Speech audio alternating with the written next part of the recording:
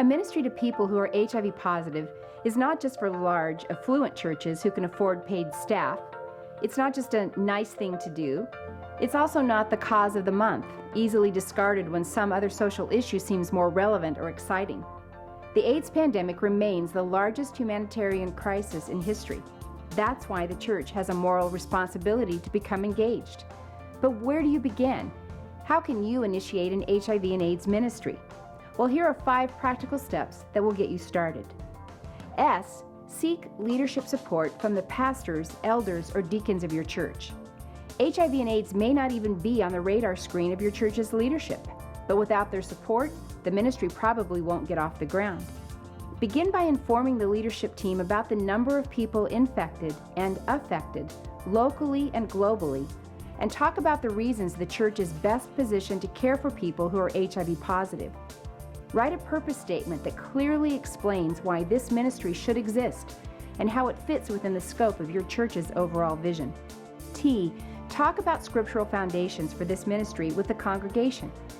Human emotion should not be the motivation for beginning an HIV and AIDS ministry. It must be based upon a scriptural foundation. Review Bible verses that reveal God's compassion for the sick. Study Jesus' ministry here on earth. You'll see that he spent 1/3 of his time healing sick people. Obviously, Jesus cared about physical needs as well as spiritual needs. Look at the New Testament writers' instructions to the church to care for the orphans, widows, and those in need. A. Assemble a team of volunteers who will meet on a regular basis to increase HIV awareness, knowledge, and skill. Most people know very little about HIV and AIDS. One of the powerful ways these volunteers can impact your church is by bringing correct information to the congregation on a regular basis.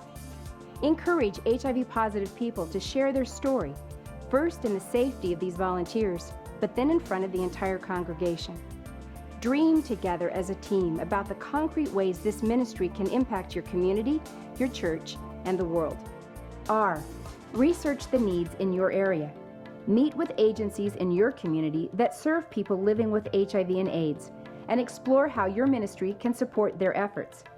Explain to them how the ministry of your church can increase the effectiveness of their programs by providing a spiritual home for hurting people. You don't have to agree on everything to be able to work together to end AIDS. Look for common ground and a way to become a vital part of your community's AIDS response. T.